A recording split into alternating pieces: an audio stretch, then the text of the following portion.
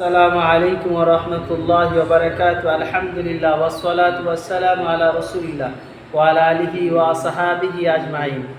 আজ যে বিষয়বস্তুর উপরে হাদিস পড়া হবে বা আলোচনা হবে সেটা হচ্ছে যে ইসলামে ওযু রাখার উপকার আর ইসলামে ওযু কেন রেখেছে। দেখেন, ইসলামে রাসূল পাক সাল্লাল্লাহু আলাইহি সাল্লামের ফরমান আছে, আত-তুহুরু শাতরুল ঈমান। পরিষ্কার পরিচ্ছন্নতা এটি ঈমানের একটা অঙ্গ। কিন্তু দুঃখের বিষয়, বর্তমান আমরা মুসলমানরা যেহেতু এই হাদিস সম্পর্কে অবগত নয়, অনেকেই অবগত আছি কিন্তু তার আমল করে এই হাদিসের হক সম্পূর্ণ করতে পারছি না। যার কারণে আজ ইসলামী সোসাইটিতে দেখা যায়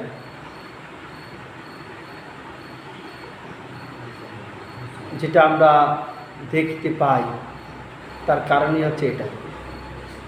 ইসলামে 5 ওয়াক্ত ফরজ নামাজ রাখা হয়েছে যাতে করে মানুষ পরিষ্কার পরিচ্ছন্নতার গুরুত্ব দেয়। দিনে 5 বার যখন একটা মানুষ পরিষ্কার পরিচ্ছন্নতার দিকে ধ্যান দেবে, তখন তার শরীরে এবং তার কাপড়, জামা কাপড় এবং তার বাড়ি পরিষ্কার পরিচ্ছন্নতা অবশ্যই থাকবে। শুধু ইসলামে যে ওযু করার কথা বলা হয়েছে, আজকে সে ওযুর বিষয় নিয়ে আলোচনা হয়। আমরা যদি ওযু করি, এক তো আমাদের পরিষ্কার শরীর পরিষ্কার হবে, 2 হচ্ছে আমাদের রূহ শান্তি পাবে, 3 হচ্ছে যে আমাদের গুনাহ মাফ পাবে। আসুন হাদিস থেকে যাই। আন আবি হুরায়রা রাদিয়াল্লাহু তাআলা আনহু قال قال رسول الله صلى الله عليه وسلم إذا توضأ العبد المسلم أو المؤمن فغسل وجهه خرج من وجهه كل خطيئة نظر إليها بعينيه مع الماء أو مع آخر قطر الماء فإذا غسل يديه خرج من يديه كل خطيئة كان بطشتها يداه مع الماء أو مع آخر قطر الماء فإذا غسل رجليه خرج كل خطيئة مشتها رجلاه مع الماء أو مع آخر قطر الماء حتى يخرج نقيا من الذنوب رواه مسلم।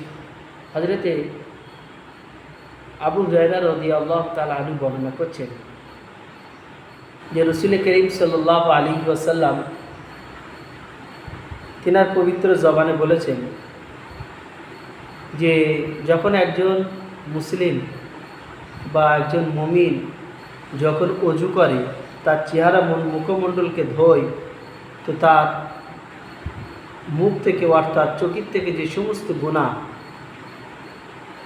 হয়েছে, সে সমস্ত সগীরা গুনাহ আল্লাহ তাআলা সে সমস্ত গুনাহ ওই ওযু ধোয়ার, মুখ অংশে ধোয়ার যে পানির টোপ পড়ে, সেই টোপের গুনাহগুলো ধুয়ে পড়ে যায়।